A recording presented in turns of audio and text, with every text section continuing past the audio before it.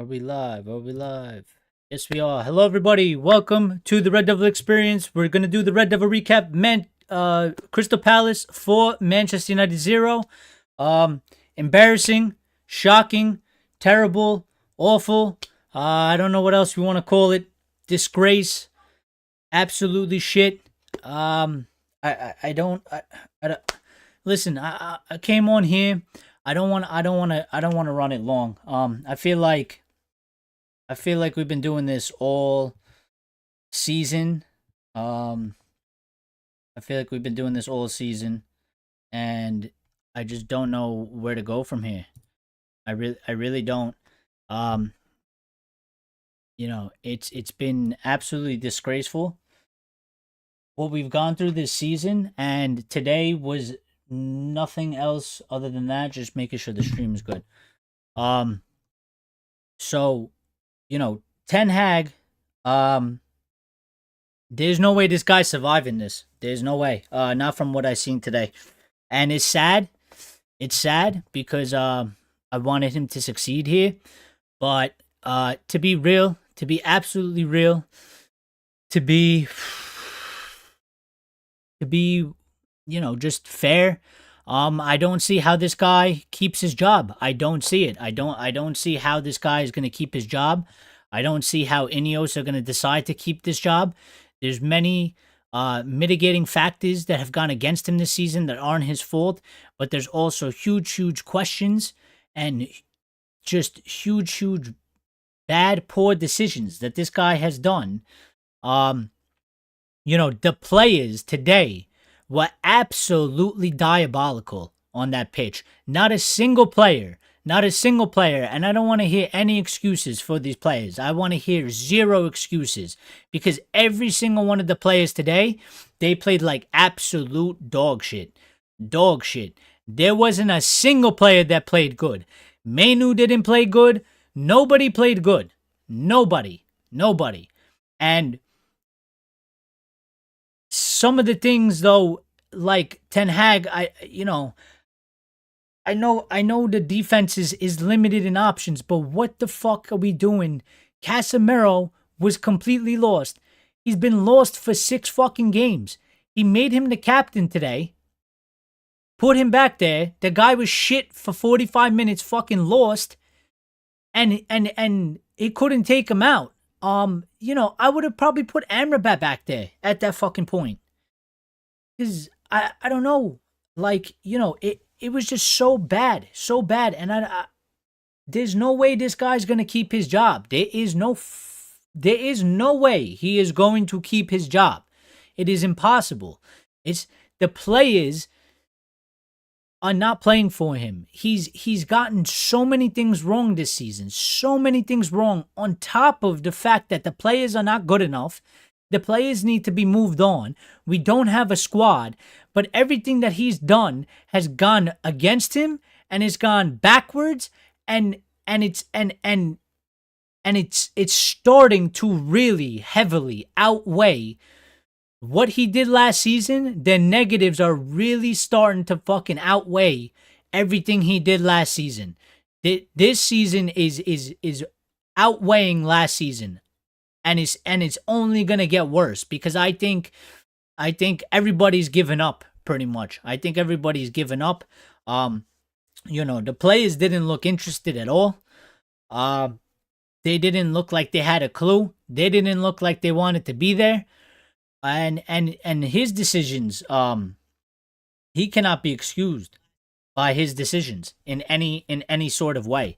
Absolutely not, because. Listen, at halftime, I don't give a fuck. We're losing 2-0. I just watched 11 players on the pitch do nothing. They provided nothing. They didn't show me anything at all in terms of desire or any type of performance. They didn't show shit. I would have subbed the whole 11. He made no changes. And this is some of the shit that's starting to really frustrate me about this guy. You have these professionals, these first teamers on the pitch. They have showed absolutely fuck all. I would have taken some of the fans from the away support and put them on the pitch because they would have fucking gave us more than all players. Any single one of them. And I think a couple of them did try, but at the end of the day, this is a team sport. And when you don't have a team, when you don't have a collective group of players playing on that pitch, one or two individuals ain't going to do shit. Bruno Fernandes not playing today, Bruno Fernandes not being in there wasn't going to fucking save us from this disaster performance. Marcus Rashford being there or not being there wasn't going to save us from that disaster performance. One player does not make a difference when your team plays the way we played. If you replaced basically almost the whole entire starting lineup, maybe there's a difference. If you had Shaw, if you had Martinez, if you had Dalot playing in his proper, if you had Varane, Maguire, anybody there, if you had somebody there, and you had the midfield sorted, and we had Bruno, and we had our regular players, maybe they would have performed a little bit better. But the tactics are not good enough. The way we're being set up to play is not good enough. The players cannot play. And you know what? Erik Ten Hag came out and he said that he chose to not change the way to play, even though he said we could have done that because of the personnel issues, but he's chosen not to do that. So this goes on Erik Ten Hag. It goes on Erik Ten Hag. He could have changed it. He's refused to change it. He keeps trying to play the same way as if we had all of our best players. And for that matter of fact, it has not worked, and it has led to absolutely piss poor results because the players cannot do it. And he is being stubborn, and he's continued to play the way that he wanted to play with all our best players available. It doesn't make any sense. It doesn't make any sense at all. And he's made the wrong decisions. He's made wrong decisions all season. And it's there's nowhere to go for him. There's nowhere to go for him because I don't think, after what I watched today, I don't think there's nowhere to save himself. I think it's over for him. I think they're gonna get rid of him. Whether you want him to stay or not, I think it's over for him. I really, really do, because there's just no way that he is going to save himself from this. It's an absolute calamity. I don't even know what I watched. I swear to God, after like the 50-60th minute, after the third or fourth goal or whatever it was, I just wanted to shut the game off. I wanted to shut it off. I didn't shut it off because to do this properly, I needed to watch the full match. I wanted to watch the entire aspect, even if it was fucking hideous and horrible to watch. But there was nothing from nobody, and it's super concerning that this is a thing. And it's every single week. I mean, listen, I knew we were gonna lose. I didn't think we were gonna win. As soon as they said Maguire wasn't available, then earlier today when they said Bruno wasn't playing, I was like, Jesus, we might as well not even show up for the match, because there is no way we're gonna win this match. But in the manner in which we lost this match is an absolute disgrace. It's just embarrassing, dude. It's fucking embarrassing. And like, I feel like I come here every week and I'm saying the same things. Like, I honestly almost don't even want to do these match recaps, because I feel like I'm just saying the same thing over and over again. Like, I'm repeating myself, and I feel repetitive, and it feels stupid for me to be doing this shit. But it's the same story every week. It's the same story. It's the manager, poor decisions. The tactical setup is fucking poor. The player performance is poor. Nothing has changed. It's been like this all season. And I just don't understand the direction that this club is going in right now. I don't understand what he thinks is happening. I don't understand what Erik Ten Hag thinks is working, and I don't understand why he's choosing to do certain things that he's been doing. He is a very, very stubborn man. Very, very stubborn man. Very, very stubborn. And it's not working for him. And to be fair, he has mostly only himself to blame when he loses his job, because I think his job is over with. I think it's done with. I don't think we're going to get a performance. Eugene McGeever says Ten Hag out, period. Well, listen, I'm not even going to argue with you guys anymore. Eugene, thank you for putting that in there. I appreciate you getting involved in the chat. Do you want to who would you want as a replacement? I just want to ask that because listen, I've been backing Erik Ten Hag. I've been trying to find the positives for him, and I really wanted to go into next season and see what he does under a proper football structure. But I don't think he's gonna get that opportunity because he has not helped himself. The players haven't helped him. The injury crisis hasn't helped him. The way the club was operating for the past 11 years, but under his 2 years here, hasn't helped him. Those are all fair things to say and things that aren't necessarily in his control. But he's made some very, very poor decisions, and he's made some very, very big errors, and his stubbornness, and he has not helped himself. So if he loses his job, I am no longer surprised. I am no longer going to question anything.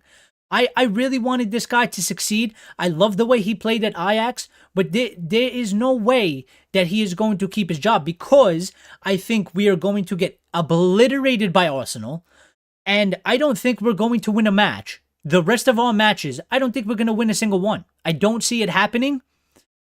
I don't see it happening at all.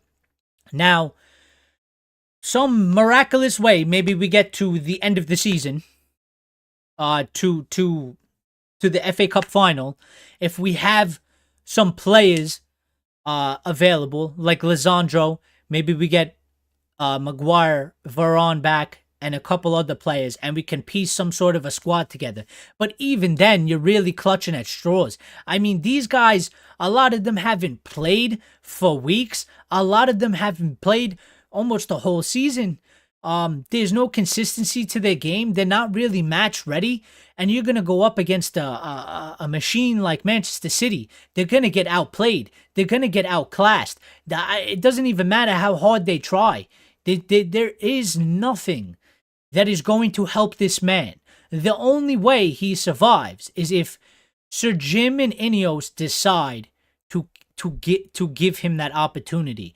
Now, a lot of people are probably going to argue he doesn't deserve that opportunity, and you know what? Based on what's going on, I think it's a fair argument. There was earlier on in the season, I think it was fair to be like, listen, he had one good season, one bad season. Throw him the third season, see what happens.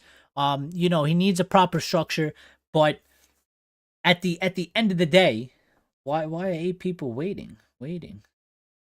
Oh, I don't know what's going on. Live stream's going crazy. But at the end of the day, right?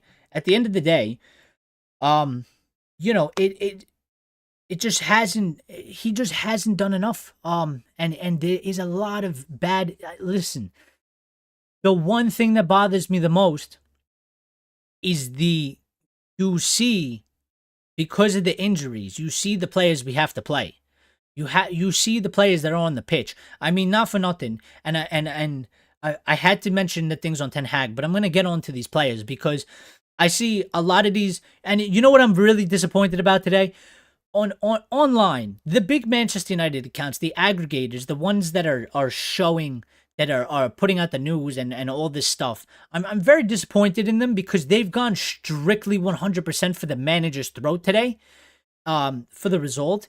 And I find that I find that appalling because it's like they've all ganged up together.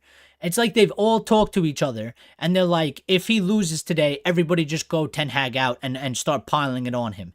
And I think it's kind of despicable. I think it's kind of disgusting that is coming from them because they have large audiences, they have a large amount of followers, and they have a large amount of influence, all right, on Twitter. And you know what? Not for nothing. I understand you can be Ten Hag out, and that's fine. And I'm leaning that way. And and at this point, I don't even give a crap. Sack him, don't sack him, whatever. Because it's just the whole thing is a fucking disaster. And I've been leaning one way and the other, and I've been saying that. Listen, just rip the whole fucking thing apart and start over completely. Manager, players for sure. I mean, Christian Eriksen is absolutely finished. Absolutely finished. Casemiro is absolutely finished. Has to go. Who else was on that pitch? Wan-Bissaka absolutely has to go. That man was fucking sleeping for half the game. The ball is coming to his side, and he knows the ball is coming, and he's reacting like he's in fucking slow motion the whole game.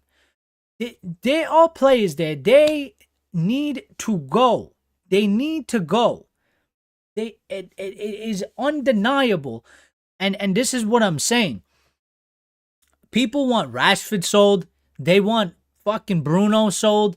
They want, I don't even know. They want those guys sold. Hey, why don't we look at the players that we're using? Bruno isn't available. Rashford isn't available. We don't have no fucking center back available, right? People still want Harry Maguire sold, and people are begging for Harry Maguire because we have to watch that shit. We had Johnny Evans, 36 years fucking old, playing in the back with Casemiro, who's playing like he's 45. You know, and I question the decision today from Erik Ten Hag to make Casemiro the fucking on-field fill-in captain. This guy hasn't performed for fucking 6-7 matches in a row. You're playing him out of position. He looked like crap. I would have taken him off at halftime. It's mental to me, the decisions that he made. I don't think the tactics were good enough. I don't think the setup was good enough. And listen, I can't back this guy anymore. I can't. Like, I'm not going to sit here and scream, get him out of my fucking club, because I know he's not going to get sacked till after the last game of the season. Anybody that thinks that he's going to get sacked tonight, anybody that's sitting here screaming for him to be sacked in the morning, it ain't going to happen. Have you been paying attention to what's been being said? He's not getting sacked today, and he's not getting sacked tomorrow. It will be at the end of the season. But I'm saying this right now as a realist. I don't think there's anything that he can do to save himself. Because for him to save himself, he would have to win every single game that we have left. They would have to be the most exceptional performances we have ever seen under him, and he would have to win that cup. And even then, there would still be question marks over his head. So I think he's gone. I think he is gone. I think he cannot save himself. I don't think any of the players are going to do him any. They're not going to help him in any way. You know. But guys, real quick, can you smash the like button for me, please? I greatly appreciate it. If you're in here watching, thank you for tuning in. We greatly appreciate it. Subscribe, turn on notifications if you haven't already, so you know when we go live. Get involved in the live chat. Anybody, what are you guys thinking about the match? Opinions, thoughts? Ten Hag in, Ten Hag out. Where are you sitting? I want to hear from you. Get in the live chat. Let's get the conversation going. You know, I would want to do player ratings, but I don't even see the fucking point in player ratings. Every player for me is getting a 4 and below. There wasn't a single fucking player that performed today, and Erik Ten Hag is getting like a 2 or a 3 from me today. And that's pretty much it. That's like your whole player ratings. There's nothing really to rate. What was there to rate? We didn't play football. It was absolutely shit. Absolutely shit. You see the scoreline over here. 4-0. 4-0. And Onana definitely at fault for one for sure. At least 2. The near post one is a fucking disgrace, and I don't know how he's letting that in. Should never happen. Should never happen. And there's just so many things that are going wrong at this club. I mean, where do you go from here? If you're Manchester United, where do you go from here? Because At one point, I thought I had the answers. I thought, it was as simple as replace these players, do this, but we have totally lost everything about us. It has all gone backwards for Erik Ten Hag. It has all gone backwards for Erik Ten Hag. It is, man. It is so bad. It is so bad. Let me just read some of the quotes that are coming out here. Jean-Claude Blanc pictured alongside Jason Wilcox at the game tonight. They look absolutely fucking pissed. Absolutely pissed. Jamie Carragher's making quotes. I don't want to read Jamie Carragher's quotes. He's a Scouse fucking loser. Who gives a crap what he has to say about Manchester United? You never won the fucking Premier League. Your comments are invalid. You're just a massive fucking hater. I got nothing to fucking say about Jamie Carragher, bro. This guy, when he gets the opportunity, he wants to come and bash every fucking single United player. You're not allowed to do that, all right? You're not allowed to do that. You're a Scouse motherfucker. I don't understand why United fans are taking what Jamie Carragher is saying. Who gives a fuck about what Jamie Carragher has to say, bro? He is nothing to our club. Nothing. Forget his fucking quotes. Toss them in the bin. I don't understand this obsession with listening to Jamie Carragher. I don't get it. I don't get it. Ten Hag saying if the players are available, we have a good group. We are missing almost the entire defense. Yeah, I mean, but this is a problem. This is one of the problems. But at the same time, Eric, because you said in the interview with Gary Neville that you refused to change the way we play. Gary asked you if you would set up more defensively, and you said we could have done that, but we chose not to because it doesn't make sense, because when the players come back, then you have to change the way we're playing again. But I'm sorry, but that is a huge and utter mistake by you. That is, it is, and it has led to us losing results and being where we are. You made that decision and it was wrong. It was absolutely 110% wrong. Ray in the chat saying, I am tired watching this shit, but you can't put it all on Erik Ten Hag. Players out first. I am still Erik Ten Hag in another year. I don't know. This guy... Yeah, but we have an opportunity here. We have an opportunity to just start 100% fresh. I don't know. I don't know. To me, if the club is planning to go in a direction and he's not agreeing with the direction that the club is trying to go in, then I don't even see how they're going to keep him. I guess it depends what they're discussing in the background and all that, but he is making the absolute wrong choice. He is not helping himself, is what I'm trying to say. It is not good. It's not good at all. And it's hard to defend any of this shit. Really. It really is. Ten Hag saying our fans were behind us and we should have kept fighting like the fans did. There are always reasons. Everyone sees our back line. We have huge problems. At the end of the day, we have to deal with it, and we should have done better. Again, PR statements like he always gives us. It's clear. It's obvious. This is underperforming. We didn't act how we wanted to, and it's not good enough. We are very disappointed. Yeah. Again, though. I get what you're saying there, Eric. But then the decision would be, for me, right? We're down 3-0.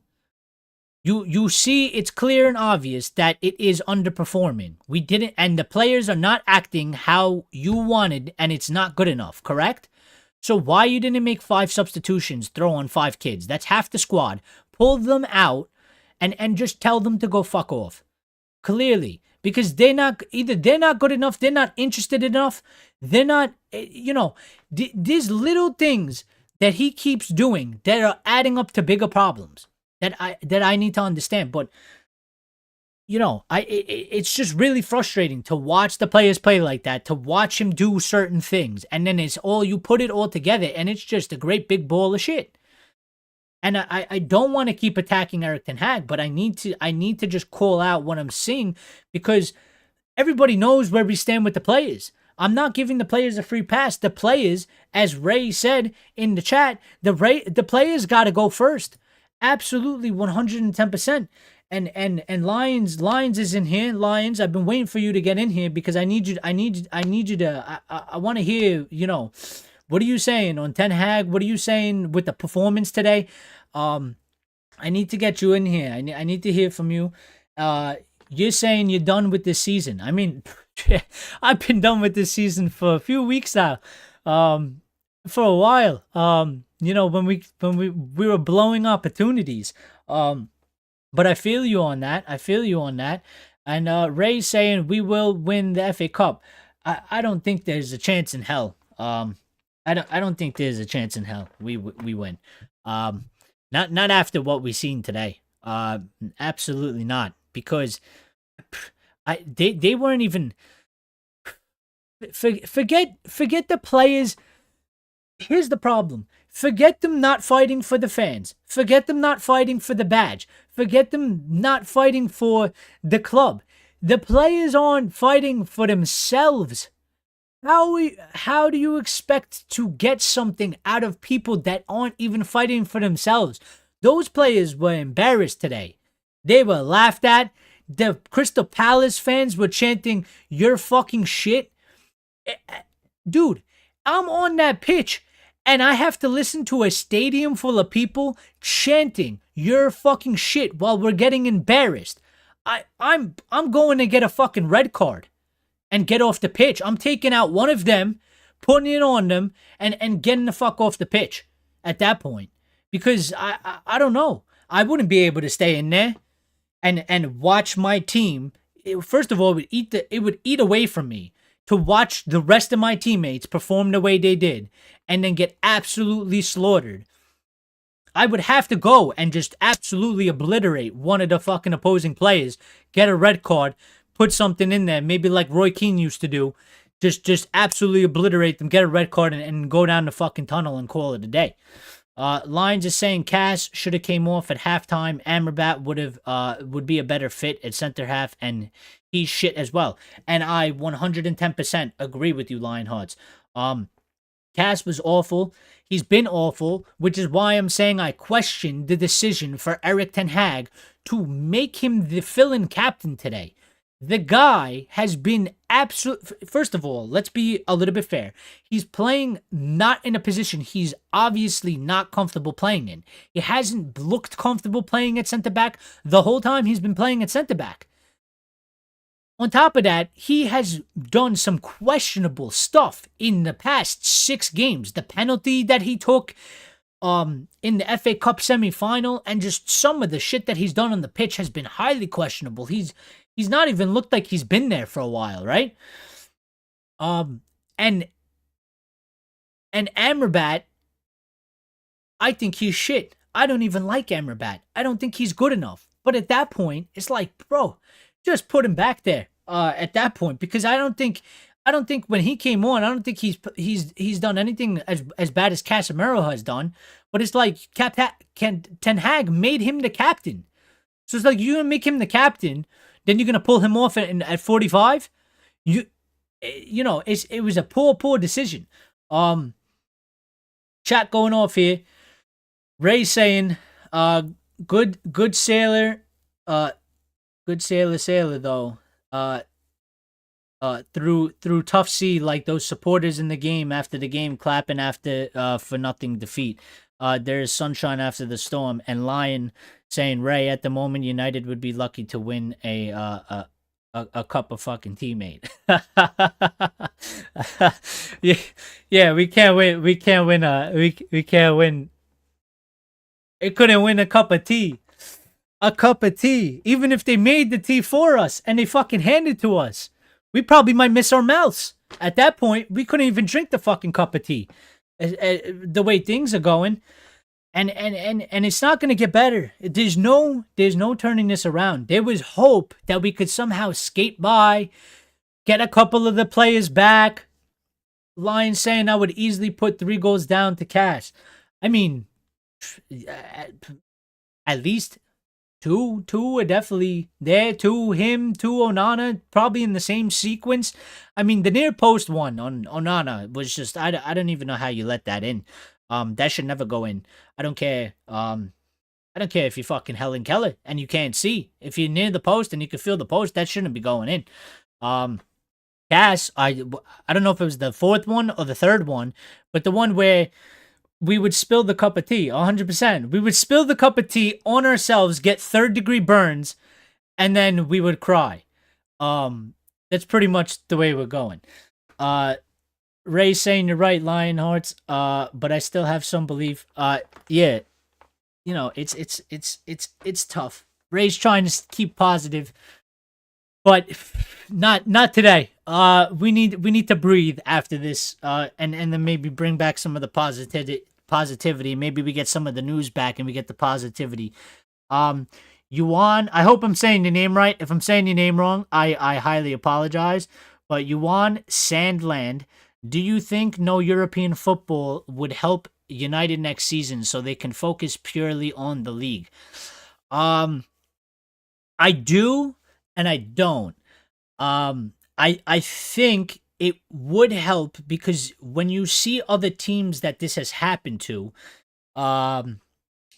they tend to do better in the league the next season because they're just playing less games. They should suffer less injuries. But at the same time, it is going to negatively affect us a lot because unlike those other teams, we have been run very, very poorly. Our financial situation is not great, which Ray has just mentioned here. No European football help United, but screw us financially, which is what I was getting on to. I think in terms of playing, it would probably help us, but financially, it's going to absolutely hurt us because we are already in a very, very bad financial situation, and we needed that European money. We needed it. We actually needed the full amount. We needed the Champions League money, and we second best option would be to take the Europa League money. And I'm sure you get less for going in the Conference League. I actually don't know. So, but yeah, it's just not. I did say that last time because if you look at what Arteta did and Arsenal did, and they finished 8th twice, they had no European football for two seasons back to back, or was it even 3? I don't even know. But the first one that led into the second one where they finished 8th, it didn't necessarily help them, but it did help them not having it twice. They did sustain less injuries. I don't know, but we need a lot more than just that. We need to. I said this 2 shows ago or a show ago. Ineos need to 100% get the recruitment right this summer. They cannot afford to not get this right, because if they get it wrong, we're looking at another season like this or worse. Because right now we're probably going to finish in 8th. The chat going off here. I'm going to read it out. Lions saying to Yuan, Europe should be the last thing they need right now. Yuan saying to us, there is no money in the club, which means to make some marquee signings without European football. Sancho will have to go, and possibly another big name potentially. And Lions is questioning the marquee signings, who really would come right now to United. I think you guys are making some valid points. My thing on this, I would say, is, and this is what I was trying to say, I think we need to forget the marquee signings, at least for this season. I think we need to build a proper base and foundation within that squad. We already have a couple players that we can use. I think the young players are the good options. Garnacho, Hoyland, Manu. There's a couple other players in there. I would still keep the low around. I'm trying to think off the top of my head. I'm sorry. There's a lot going on, but I think we need to forget the marquee signings. I think we need to forget the marquee signings because I think we need to take the budget we have and properly spread it around and build a proper squad, because you see, and this is one of the things that Ten Hag is saying when he's saying, when we have the players, we can perform well. Like the backup players, the players other than our regular starting 11, and our regular starting 11, like the best starting 11 you could pick, you would still argue they are not good enough. They're certainly not good enough to challenge for the title. And they kind of barely made top 4, right? So I think we don't need marquee signings. We need to build a squad. There is players available that you can go get for 20 million, 25 million, 30 million, 35 million that have some talent already, have a high ceiling, are hungry and want to play and want to prove themselves and want to get better, that also have to fit a project, a plan, and a direction. This is what I'm talking about in the recruitment. The recruitment needs to be spot on. You need to get all of this stuff right. It's not just about performance.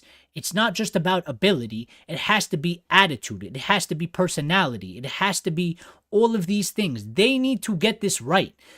They cannot afford to get this wrong. Because if they get it wrong, it will set us back another 3 years. Because the other teams around us are operating way better than us. We're already so far behind. We need to figure this out. Chat saying, still a massive club with a massive player pool, so we should be fine. Listen, I think there are players out there that you can get. I really do believe that. But I don't think, like Manchester United, we probably have 100 million budget for the summer without selling any players, right? I think you have to sell players. Players have to go. I think somebody like Sancho and whatever, they gotta go, right? They have to go. You need to raise as much funds as possible. Those players haven't been performing for us. They haven't been good for us, or they are just not good enough for where we want to go. Get rid of them. Get the funds in, and then start signing players. I think it would be wrong to go spend 80 million on one player. I think it would be wrong to spend 75 to 100 million on one player, because I think we need like 6 players, probably at least 7 players, maybe more. Because I would get rid of quite a few of them, and I would bring in quite a few new players, and it would be tough because obviously you've seen it at Chelsea where they did that, and they signed a shit ton of players, and they probably got rid of a bunch of players, and they put them all together, and the cohesion and shit hasn't been there. But also, that might be on the type of players that they bought and the plan, the project that they put together. Chat saying, Ray saying, the biggest mistake Ten Hag did was let De Gea go. Lions saying United aren't big right now. Breaks my heart. Our form is relegation, man. 1-8 and wins. Jesus. David was done, man. Lion also saying, yes, he won the Golden Glove, but don't forget the absolute howlers last year either.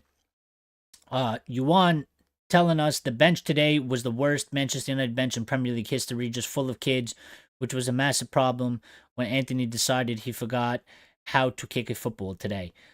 Listen, I think all of them forgot how to kick a football today. I don't even want to try and like single out a single player, because I said this before, and there was not a player on the pitch that performed above a 4 today.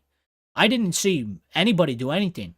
Nobody. It was awful, and some players played worse than others. And some players tried and just had a tough time. Like, I think Kobe tried, but Kobe didn't have a good game today. Kobe struggled. He was out of it. Kobe needed help today. Kobe needed somebody to come relieve him of his duties today and go in there and just help him a little bit because Kobe was struggling today. But I'm not saying, I'm not putting it on Kobe. I'm just saying this is one of those games because this players have these games where you go in, it's just not your match. You're struggling, you're a little bit off of it, you're just not there, you're getting frustrated. I think Kobe had one of those matches today. And unfortunately, there was no Kobe had to play because there was nobody there. And you're looking at the problems we're having. Kobe is a 19-year-old kid and he has to hold that responsibility of the entire team. When he's struggling, and he shouldn't be doing that. That should not be his role. You know what I mean? Eriksen wasn't doing shit. I think Mount did okay, but it wasn't like anything phenomenal. It just the whole team performance was really, really poor. Listen, I think that was one of those things with David, with De Gea and Onana. It's been a great debate on it. And the thing I would say about that is I understood why it was done. But I think it was I think it was it has I think at the time I don't think it's fair to say it was a mistake. But I think the way it's turned out, I think you can say it was a mistake because this team, the team itself, the squad was not ready for a ball-playing goalkeeper. It was not ready for it. It is not ready for it. We don't have the squad. We don't have the proper squad. They cannot play the way that we want to see them play. They cannot play the way that Ten Hag has been trying to make them play. They cannot do it. So I think it was it has become a mistake. I think at the time, I think it was. It's not proper to say that it was a mistake at that time, but I think it has become a mistake because it hasn't worked. And the things that have transpired this season, I think it has become a mistake because we had all these injuries. We didn't get rid of the players we needed to get. We needed to get in more players. We didn't get that, and it just hasn't. Getting Onana that he can play with his feet hasn't benefited the squad. It has not improved the squad in terms of this season. And, and that's part of the problem with our backup players, other than our normal, strongest starting 11 that you would field. If everybody was fit and you can pick whoever you want, other than them, the other options, they can't really play out of the back. They can't, and even our starting 11 struggles to play out of the back. Even they struggle to play out of the back. We needed more reinforcements with players that specialize or are even better at playing out of the back, and we did not get that. Amrabat. You think Amrabat can really play out of the back? Can he do that? I don't think so.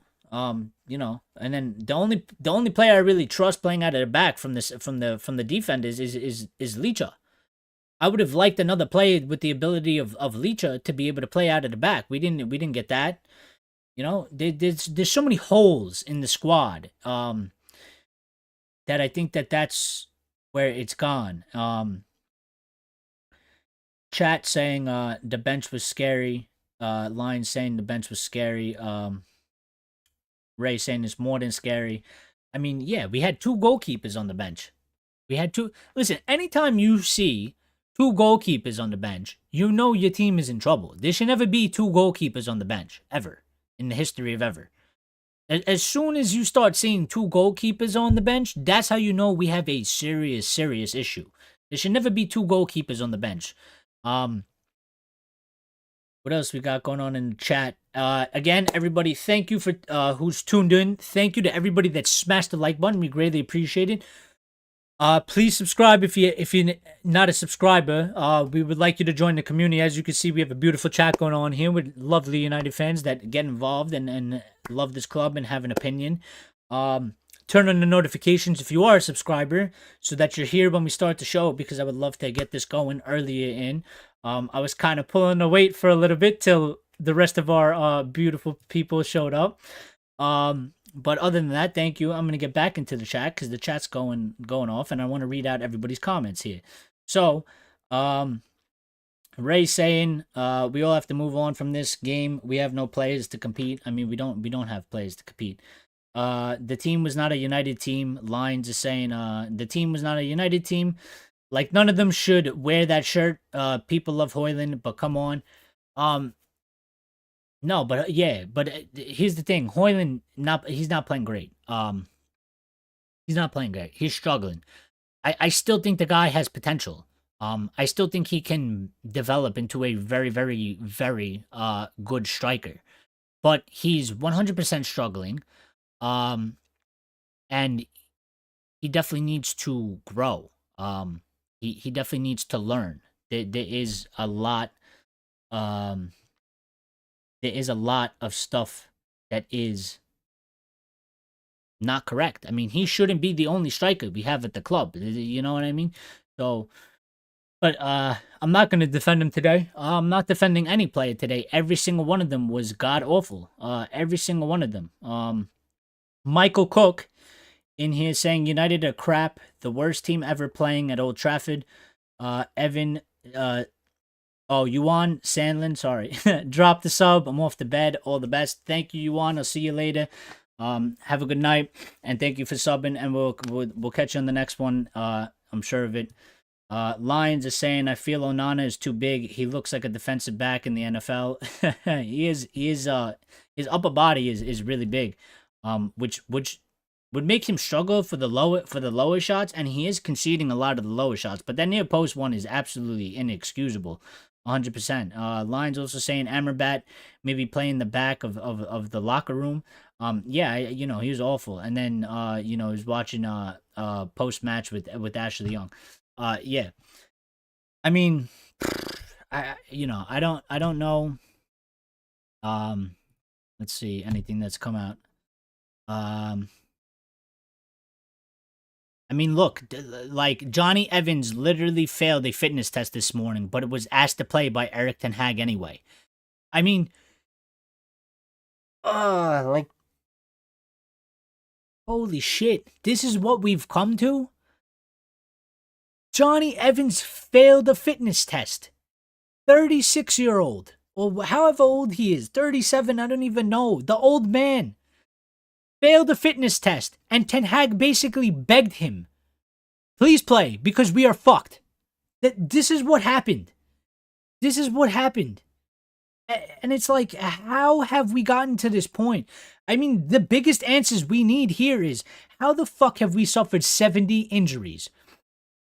And to be fair to Ten Hag, we were already in the injury crisis, and because this club was being run like the sack of shit that they were being run as, the Glazers' greed dragging out a fucking, their buyout or whatever the fuck they did, right, for Sajim and that shit.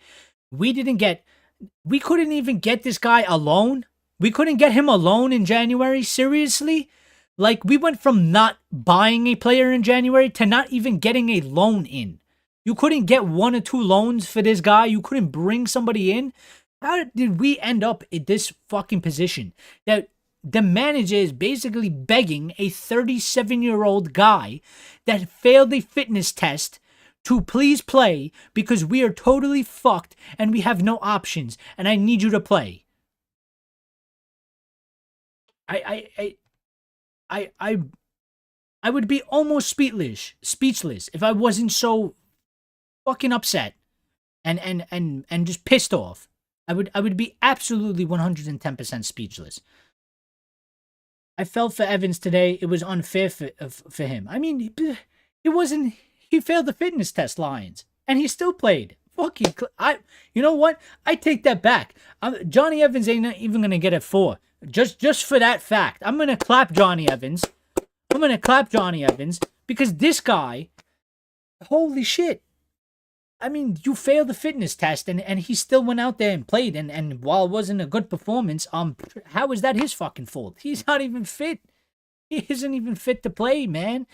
And he went out there. And that's why, at the end of the day, I will always respect Johnny Evans because Johnny Evans, unfortunately, is like the 5% of than 95% of those players that understands what this fucking club means. And he showed that this whole season. He's gave it this whole season. And he doesn't even have the legs for that shit anymore because he's fucking old, man. And he was going to retire. And it's a shame. I wish we had fucking 26-year-old Johnny Evans at this point, because he gets it more than a lot of those fucking players get it. And those players, they're never going to get it because they don't want to get it. They don't get it. They're never going to get it. They don't understand it. They don't understand it. And you know what? If I was listening to Goldbridge at some point, and I'm going to tell you this now. If what he was saying is true, and he was talking about, you know, some of the players that are out injured could probably play if they wanted to. Like, he was saying in terms of, like, you know, if we were in a title run-in, like you know, basically like where Arsenal is like some of the players that are unavailable would have made themselves available. And I'm going to tell you this right now. If that's true about even a single player, then fucking shame on them. Shame on them, and Johnny Evans has put them to absolute fucking shame, because this guy failed the fitness test and played today. He failed the fitness test and played today. He's an old man, and he's literally laying his body on the fucking ground for this club. And then you, who's being paid quadruple his fucking wages, I would assume, you've taken it upon yourself to not make yourself available because you don't want any part of the shit that we're in. No, fuck that. Go down with the ship. You put it in. You've made yourself part of the ship sinking. Go down with the ship. Don't abandon the fucking ship. So I big up Johnny Evans for that. Didn't even know that was a thing. I just seen that online. Lyle Wilson saying shambles. Absolutely. We've been in shambles though. We've been in shambles. You know, we've been keeping hope. We've been keeping faith, and I think that's why our fan base, you know, I think our fan base is absolutely magnificent. Yes, we fight, we argue. Sometimes we become very toxic, but who the fuck doesn't? That's every single fan base. But I tell you what, what we've experienced, what we've been through for the past 11 plus years, the patience that we have given, the support that we have given. I mean, the fucking away fans, our traveling away fans, for them to do what they did today, They I'm sorry, but they should be reimbursed, and they should be given those fucking players' wages, because for them to go there, sit there, watch that performance, watch the players perform the way they did, stay there after the match and give the support and just clapping it up, and they didn't leave. They stood there and they gave it to those players. And I'll tell you right now, those fucking players didn't deserve that. They didn't deserve what those fans gave them. But that was absolutely class by our away fans. And they do it every season. They've been doing it every season, and they do it every single match. Every single match. They deserve 100% just praise and flowers, because I'm telling you right now, and at certain points, maybe we need a little bit of this, but that ain't happening at fucking Real Madrid. That ain't happening at fucking Barcelona. That ain't happening in a couple other English clubs. They're booing, they're fucking... Listen, they're not doing what our away fans do. And even us, the onliners, as they want to call us, like we're not real or something, like we're not here discussing, and like we don't fucking... you know, putting our time and stress and energy into this club, right? You know, it's been tough, and we've been patient, we've supported, but at some point, enough is enough, man. Enough is enough. You know, Lion saying I'm not a Cass fan, as you might see. Yeah, I mean, I was a Cass fan up until some point in this season where he just I think it was after he came back from when he was out. He's not. That's not Casemiro. I don't know what the fuck they did with Casemiro. That's not Casemiro, dude. When he got injured and he just came back from injury, ever since he came back, that's not Casemiro. That's not what I fucking saw last season. That's not that player. I don't know who he is, but that ain't Casemiro, dude. And I'm not a fan of him right now either because he hasn't done fuck all for us. Um, Ever since he came back, he has been shambolic. Lyle Wilson saying it seems like these players all have grudges and grievances with whoever amongst themselves or the staff. The team is broken. I agree. To a certain point, the team is definitely broken.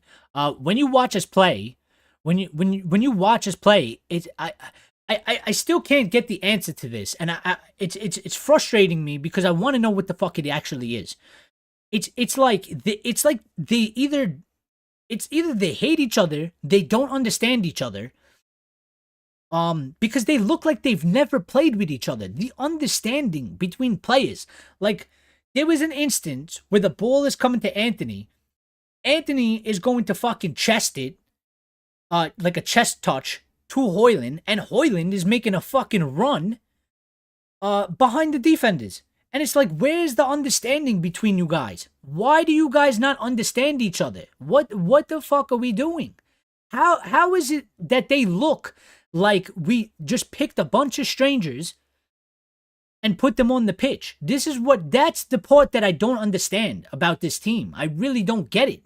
It's like you train with each other every single fucking day. You've been together. So how is it that you guys look like you don't know who the fucking guy is that's standing next to you? I don't get that shit. Chat saying, Lines is saying white tissue start waving by the fan. I mean, Lyle saying look at Klopp and Salah beef one weekend, then come back to normal the next. So weird. Lions saying honestly it's because Fred has been sold. Him and Casse are very close. That's what somebody said, but you think so? You think that that affected? I feel like somebody like Casemiro, that shouldn't affect you like that though. I just think Casemiro has dropped off. I think number one, he's exhausted. I think he's played a lot of games. The injuries wasn't helping. I think it's disrupted his form because he was out and he wasn't consistently playing. And I think he's just old age. And I think the Premier League is tough for him to play in. I think the pace is too much for him. And I think he's just declining. I think he's just in a decline. And that's really what I think it is. Ray saying that's what happened to the season when you buy 4 choice players and do not back the manager in January, not even a striker. We had a defender and we send them back. Ray saying we sold Fred, we'll give him away. Richard Hawkins has joined. Hey Richard, how you doing? Richard has said Manchester is a worldwide club. All of us are family, and that's from someone from Belfast in Ireland who is 66 and been going to watch United since 1968. Well, I appreciate that, and I'm glad you're here, and I love that. I absolutely love that. Number one, I love the Irish. I think the Irish are great people. I've had many interactions with Irish people. I live over in America.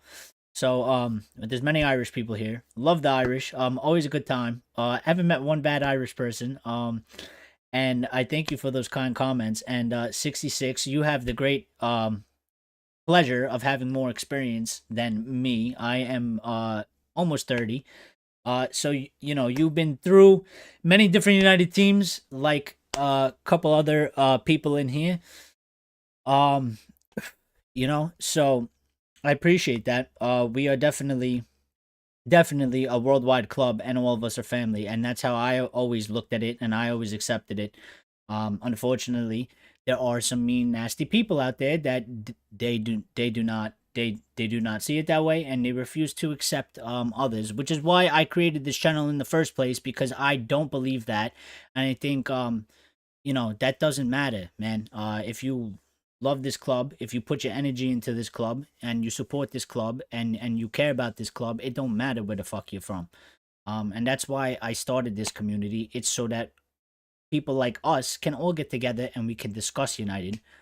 Because unfortunately, where I live and where the people around me and the friends I grew up with, they're not into football. They don't like football. I never really had too many.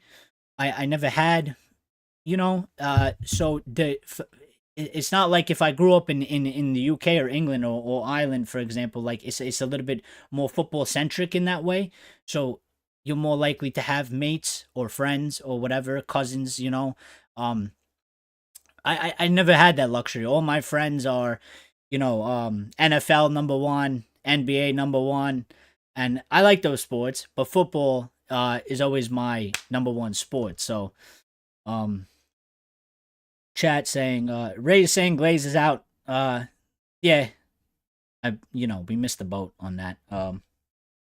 I've stated that many times. I think we missed a huge boat on that. But yes, Glaze is out forever because I hate them and they should never be there. Ray saying we let Fred go for nothing. Richard Hawkins, my wife is from Texas, and when my first wife was alive, we went to New York every year for Thanksgiving. Oh, that's lovely. I'm sorry about your first wife not being here anymore, but yeah, that's cool. So you've been over here, you know what it's like, and I've seen the greats, Best Law, Charlton. Yes, we had somebody we had another viewer a couple episodes ago, a couple days ago. It was maybe like a week ago. About the same, um, same age as you. Seen Best Law, Charlton, all of them. And it was really great to just hear from him because I obviously didn't live that, and I always massively respect all the people that have come before me and have experienced things before me, and I always listen to and I appreciate what they have to say because they have the experience that I don't, and I love to hear what they've seen, what they think. I always take that 100%, for sure. Lyle saying football is a sport that unites us. The English Premier League is global, 100%. Richard Hawkins agreeing with Lyle there. And Ray saying, I live in New York, but I was born in Malta. It's a global sport. I used to go. Richard saying, I used to go to Middletown. Where's Middletown? Oh, Middletown, New York. My love for United is unconditional, but man, it does it does get rather depressing. No, listen, it is 110% absolutely depressing. There's no doubt about it. Right now where we are in the absolute mud. We are in the depths of the trenches. But that's for like people that's why I like to get like Richard's opinion on this sort of stuff because he's been around for quite some time, and through those periods that he was a fan, United weren't we had highs to highs and we had some lows to lows, um you know and that's why, I mean, like I've said already a couple times, this is new for me. The past 10 years, I mean, it's been 10 years, 10 plus years, so it's not like new. But what I'm saying is, for the first like 20 years of my life, uh, I only knew Ferguson. I only knew winning. I had these high expectations. We would go into a match, we'd tie the match, and I would be fucking furious that we tied. It was like a loss for me. And there was everything was unacceptable besides getting the 3 points and dominating the match and winning, you know? Yeah, that's what I'm saying. Richard says he watched us be relegated in '73, but that was some of the best times I had. And I've heard a lot of them. I've heard a lot of people from that time say that. And I'm actually curious, like, Richard, that team that got relegated, right? How would you compare it to the team we have right now? Like I know it's probably a hard question to ask, but like are these players worse than that team that got relegated? Like, do they play worse? Is the football like way worse? You know, because I've heard people say that. I've heard people say that, especially the people that have been there. You know what I mean? But listen, Richard, we don't want that again. No, obviously nobody wants that. Nobody wants that. Nobody wants us to get relegated. We are in relegation form though. 110%. 110%. 20 times better. They're 20 times better. Or far worse. Okay, so this team that we have right now is 20 times far worse than the team that got relegated. That's what you're saying? Because that is,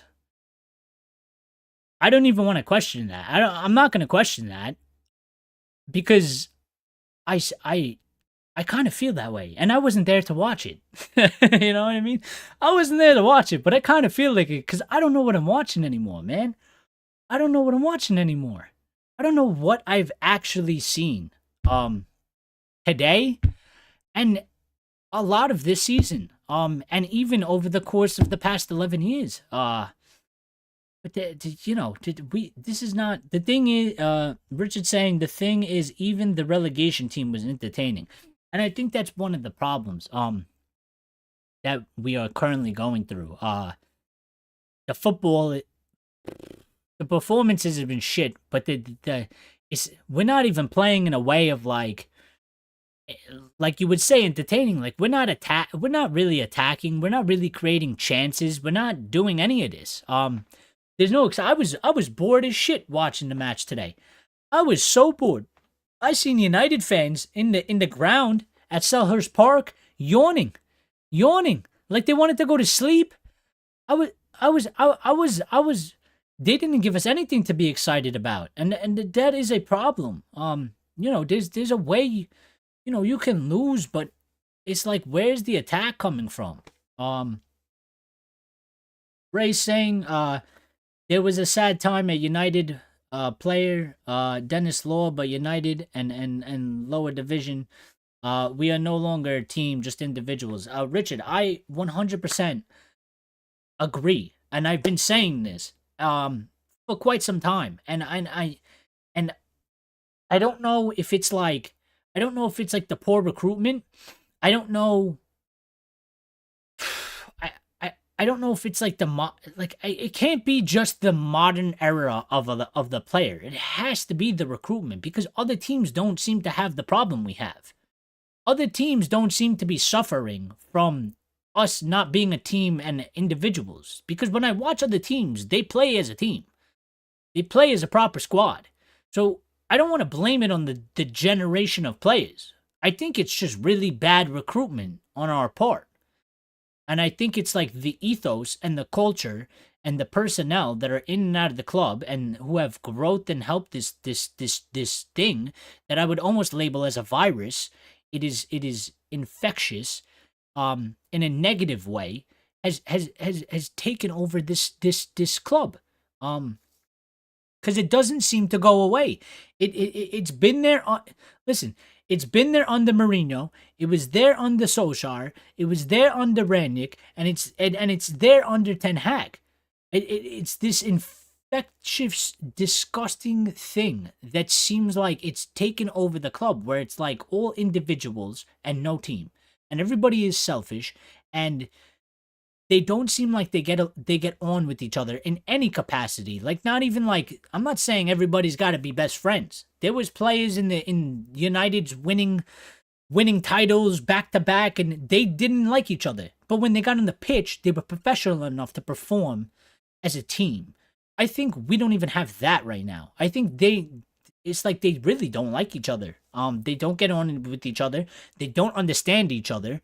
And they don't seem to respect each other in many aspects. That's what it seems like. Lyle saying those times you had some good teams across the board, and football spoke, not the money. The likes of Leeds winning the league over Liverpool, crazy. Lion saying I recently watched the 94 FA Cup final. Oof, what a team. Paul Parker right back. Yes, please. Yes, Paul Parker. And Richard saying to Ray, one of the best players ever. He scored the only goal in my first game in '68. Richard saying that's exactly right. It is a club problem. Yeah, I mean, I've been saying this. It's been one of the things that has really been bothering me for quite some time now, because every time I see these players on the pitch, uh it's likely that they just don't they don't know like what they don't know who they're playing with. I find it absolutely just mystifying how we have accomplished this. How have we managed to accomplish that? How have we managed to collect a group of players that cannot play as a team? It is a mystery to me, because I feel like if you tried to do it, you wouldn't even be able to actually do it. And the crazy thing is like they tried to build something and they managed to do this. And it's just like, it's crazy to me. It's crazy to me. Like that actually very much bothers me. Hughes, Cantona up front, Ince, Keane, Giggs, Konchesky, midfield. I mean, yeah, we're here, we're reminiscing. This is what we have to do. We got to reminisce about the old times, because the current times ain't fucking great right now. But, you know, what is that saying that people keep saying where they say like, good times create like weak men, weak men create bad times, and bad times create strong men, or something like that. So hopefully that happens to this club, right? We had fantastic, great times, and it's led probably to this point, and now this is probably one of the worst points in a very long time in Manchester United's history, and hopefully at some point it comes out of that, and it creates another period of good times, like everybody is discussing here with these players and legends of our club, and what they accomplished and the performances they put in for us, and all that great stuff. I still feel like one day it will come back. I'm fairly positive in to say in that it will. That era, or an era like that, will come back. Just when it will come back, you cannot say. And, how long would it last for? You cannot say. But I'm fairly positive, because that's just the cycle of life, and things come in cycles and periods and stuff like that, and nothing lasts forever. Nothing. Everything is all temporary. Think of anything in the world. Everything is temporary. So even this is temporary, even though we've been shit. Just depends how long of a length of a temporary does it mean? Temporary. Is it temporary for 10 years? Is it temporary for 20 years? Is it temporary for 30 years? It's still temporary. It's still going to expire at some point. But it's temporary. Chat saying, Lyle Wilson saying, massive disconnect at every aspect of the club. The only thing we can be proud of is the academy, which is a well-oiled machine currently. Future does look bright. Yeah, I mean, look at Manu and Garnacho saving us big bucks. We just need the connection in the senior squad. And that's also, you know what, Lai, you bring up a very good point, because that's also something that I'm looking at. To the point as where I'm like, why is the youth team performing the way we would expect the first team to perform? Like, when I see the youth team performing and doing things the way that they've done this season, and they've been absolutely fantastic, and credit to them, and I'm absolutely happy for them, right? I just look at them like, almost selfishly, I just want to steal whatever they have in that youth setup and like just insert it, just like inject it into the first team, because I want to see that in the first team. Why like, and in the interview that Ten Hag had with Gary Neville, where they talked about, if I'm using the correct terminology, they said, was it game plan or match plan, whatever they were talking about, And Ten Hag said that he set up the youth squad to so that they can transition more easily into the senior squad. I don't even know what to really say about that, because it's like, well, the youth squad is doing their thing, right? The youth squad is performing phenomenal. The youth squad is doing fantastic stuff. What's happened to the first team? What's happened to our first team? Why? Like, at this point, the youth squad are doing what they're supposed to be doing. They transition into the first team, and they're like, what the fuck are we doing here? I want to go back to the youth setup where shit's actually proper. Like, we're playing like a team over there. I actually, you know what? I seen that in, what's his name? Ethan Wheatley today. I seen that in him.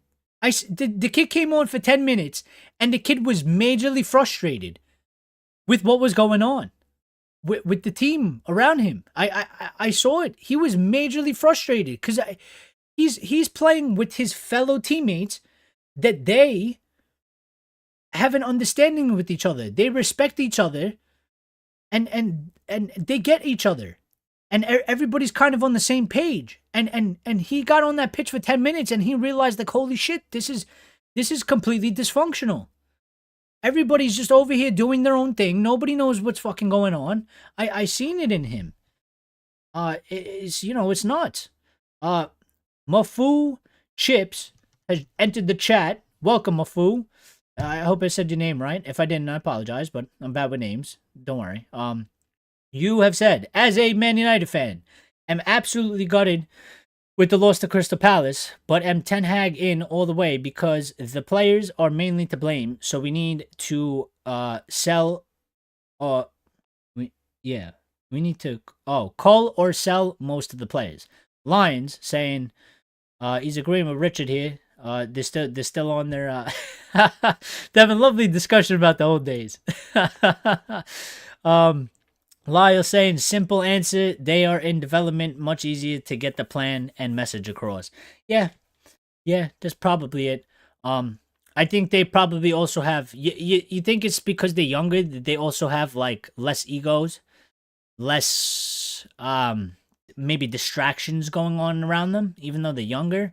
They don't really have, like, the spotlight on them. They're not too much in the media. Like, yeah, they have social media, but there's not too much talk going on about them. They're not really, there's no outside influences. Like, there's not really, like, brands coming after them. Go do this photo shoot here, go do this, put this out. They don't really have the social media teams. You think it's you think that's a lot part of it? I think that heavily affects the first team squad. I think you're right there, Lyle. I think we're hitting something here. We're getting onto something here. For sure. Ray saying, look at the bright side.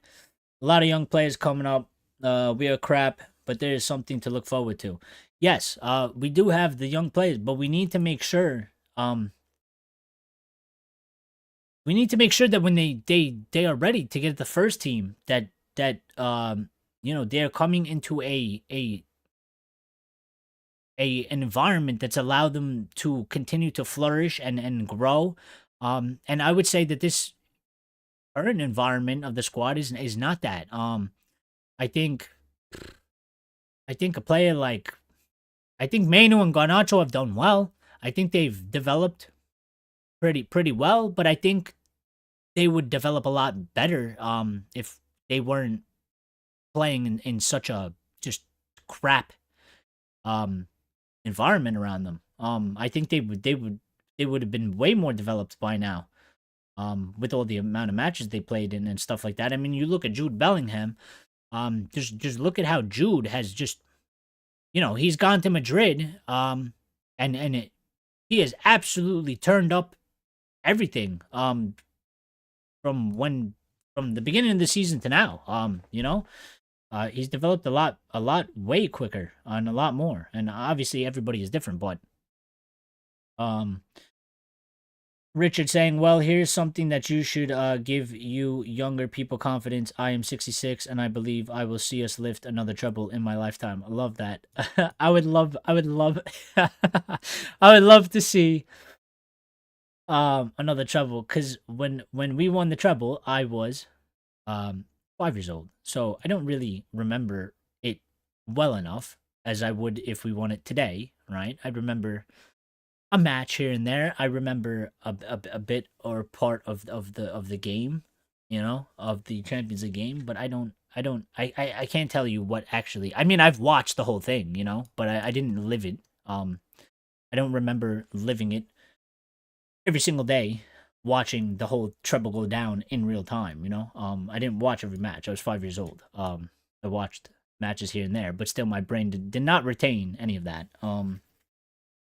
Lyle saying, "LOL, no egos. To be fair, still trying to make a name for themselves." Yeah, that's what I'm saying though. You think that's what it is?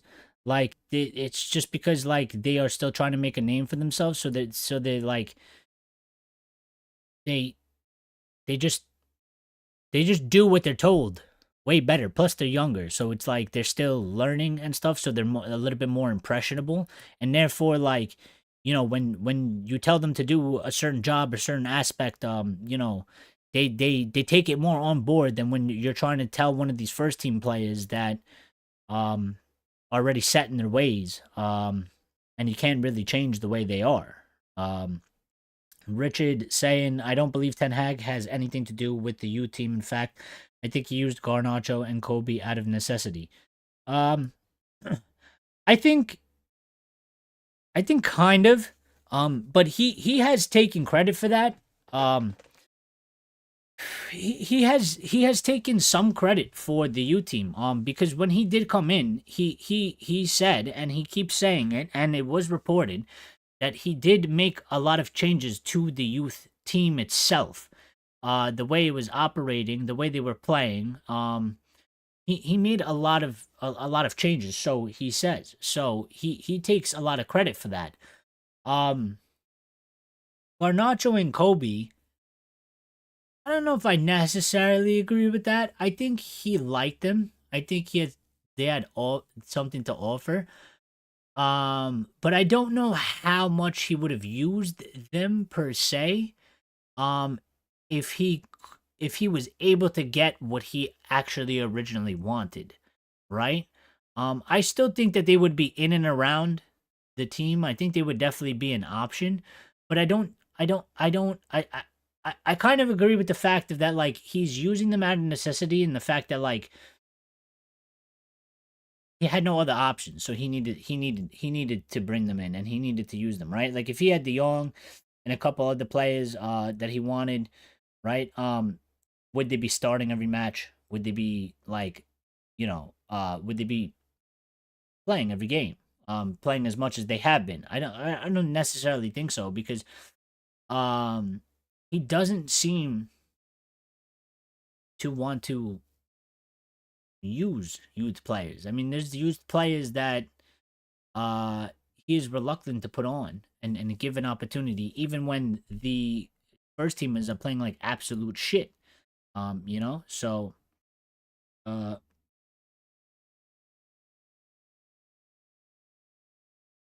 I think there's because Lion here is saying Mofu, it's nice and easy to say United needs to sell, but who honestly would buy any of them?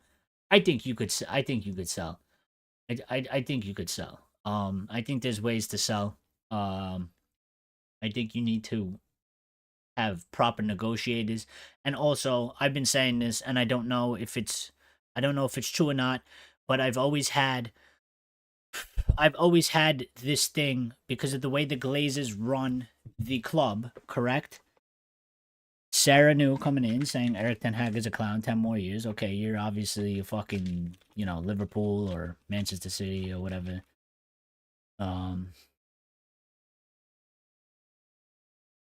Yeah, whatever. But anyway, what I was saying is you could definitely sell. I think why we haven't sold and why some people think the way Lions says what he said, like who would buy any of them.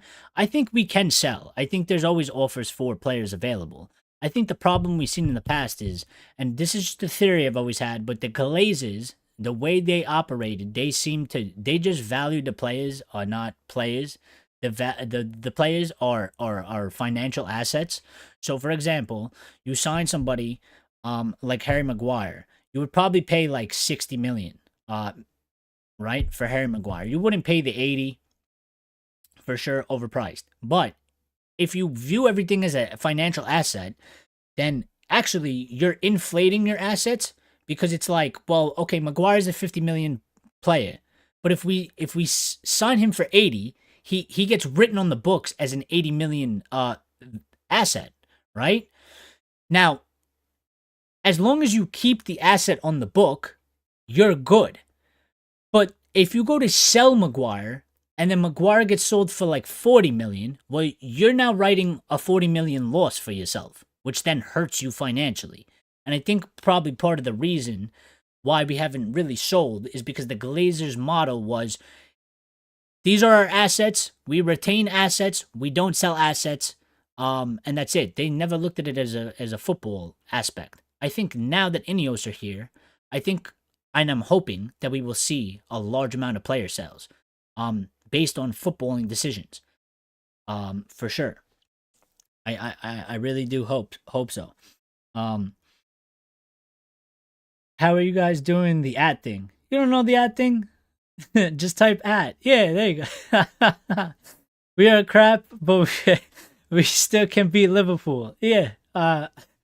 Liverpool haven't beat us. I don't know. That's the only positive of the season. They haven't gotten a win against us. Don't know how. Don't really care. Just Liverpool haven't beaten us, and it's Klopp's farewell, and Kloppy can go bye.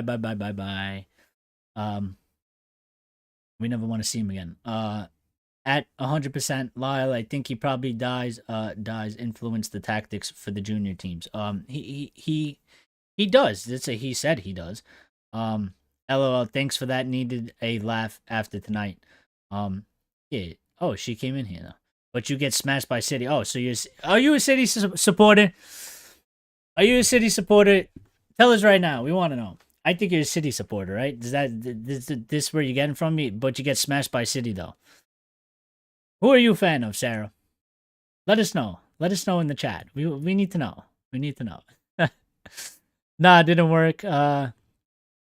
And then my name highlighted at Lionhearts. See, at Sarah, I can give you 115 reasons why that happened. Oh, Lyle, firing the shots. 115 reasons why. That's a good one. Lyle's a sharp one here.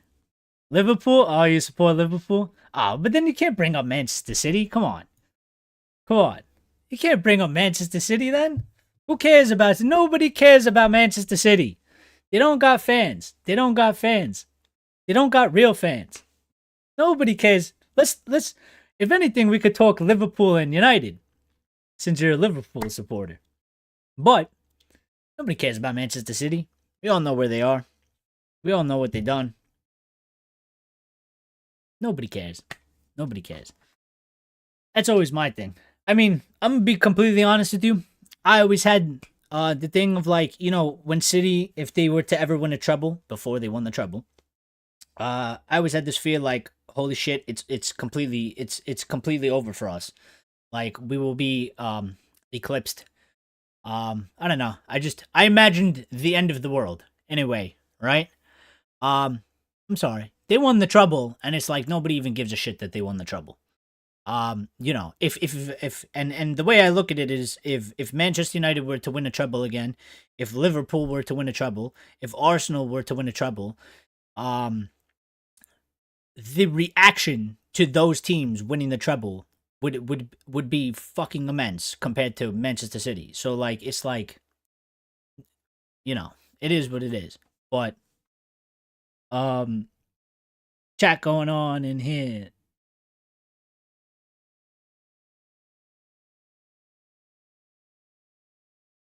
Liverpool. Okay, then Sarah, there is 43 reasons then.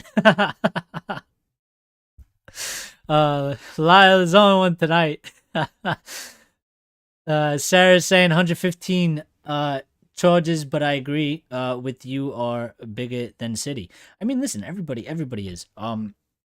They just happen to They just happen to win the lottery. But that doesn't give them any of the history. It doesn't give them any realism. I'm sorry, but like, there's fans in America that come up to me that I know, and I know these guys don't watch football. I know they're not real football fans like we are, right?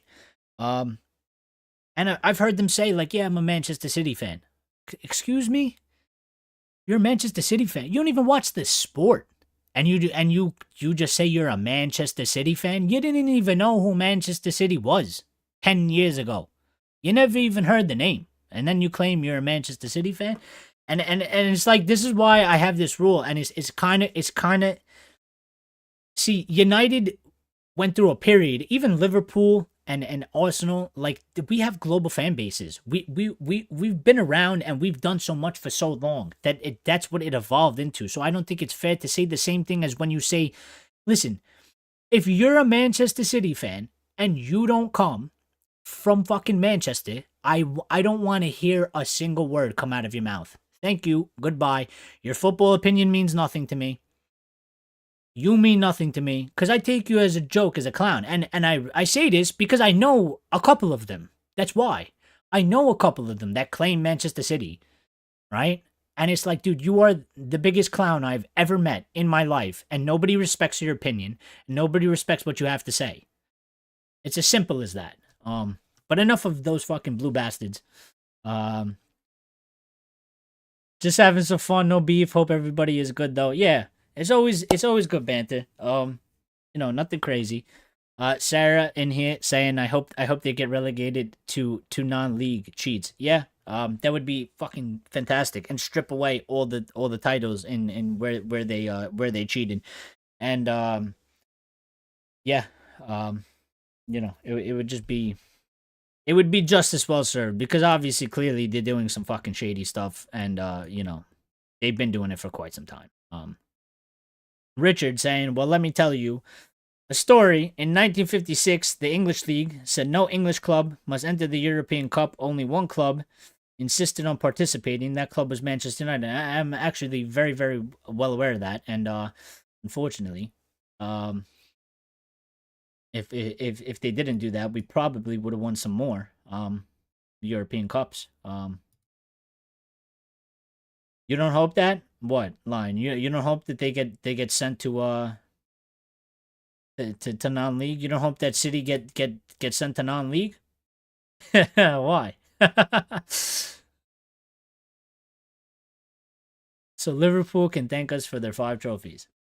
Manchester United is the best ever story told. Yeah. It's a fun fact. Hawkins' reason why we were the first team to win it. Yeah. Holy shit. How long have we been live for?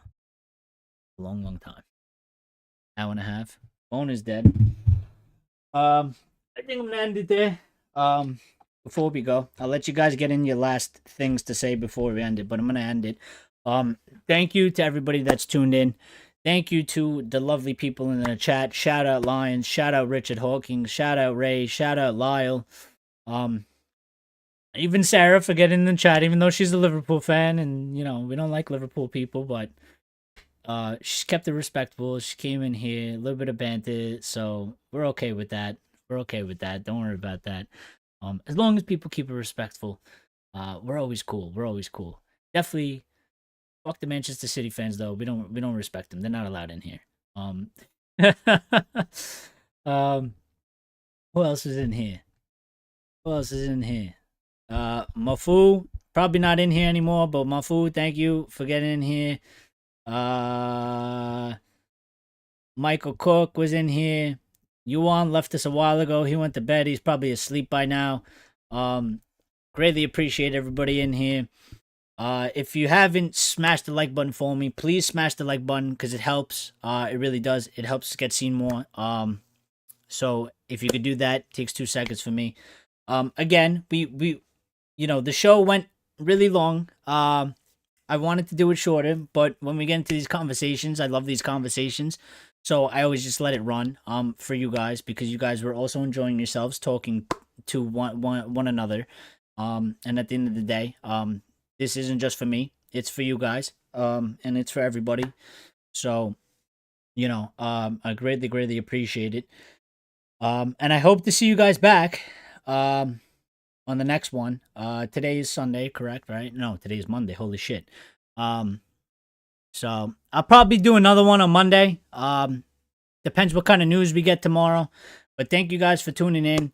I appreciate all the likes. Subscribe if you haven't. Turn on the notifications so you know when I go live and we can get all get in here. We're building a really good community.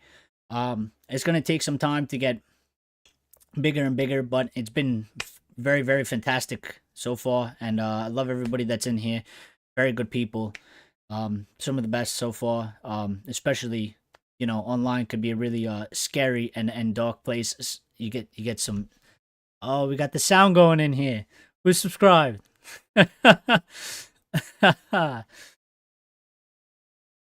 Me, what time on Monday? I will no, today. Oh shit, Tuesday morning here in South Africa. Okay, cuz this is the thing. It's Monday here for me. So I will make a post. I will make a community post. So look for the community post because I don't actually have the time set. But I'm gonna schedule the show. Like today I scheduled the show. But this one I had to do it quick, obviously, because it was a match reaction and it was you know, right after. So I will schedule the show. Yeah, I know I need to get a schedule locked down, but I will work on that. I will definitely work on that line. You're right, 100%, 100%. But you know, as far as things right now, you could always expect to have this after the matches, right? And then because really the schedule is hard because it depends what comes out on the day. Sometimes I feel like there's nothing really worthy to have a discussion about. Sometimes there's a lot of shit we get out, and then it's like, well, we need to discuss this. So I kind of just do it on the fly, but I will try and get the schedule. I will try and schedule when I do the video. I will try to schedule it ahead of time so that at least you can be notified like an hour or two prior on that day. And then I will look forward to creating some type of a more patterned down schedule where we could do that on a consistent basis. I'm going on vacation soon. I am going to do transfer updates when we get into the transfer window, even though I will be on vacation. So we will not have this background. It will just be a normal regular background, and the videos will probably be all from my phone, but I'm going to be doing that. I can't always wing my day around you. I would like to play it. Well, listen, I know you got things to do. So listen, if you missed the live, you missed the live, you could watch the playback. If you could watch the live, you could watch the live. It's just how it is. I get it. It's all right. We'll figure it out. We'll figure it out. Don't worry. We'll get it. We're working on it. It's a lot of work. We're working on it. We're working on it. But I will figure that out for you guys. I will. I promise. I promise. Just give me some time. But other than that, I appreciate you guys for tuning in. I appreciate everybody for being here. Enjoy the rest of your nights, days, whatever. Definitely always be here after the matches for sure. And I will give you guys an update. In the community, you will see it there. It will be there. I will make a post on when we were going live. So other than that, thank you guys. We'll catch you later. Be good. Stay safe. Enjoy yourselves. And we will see you on the next one. Have a good night, good evening, good morning from wherever you're watching. We appreciate you.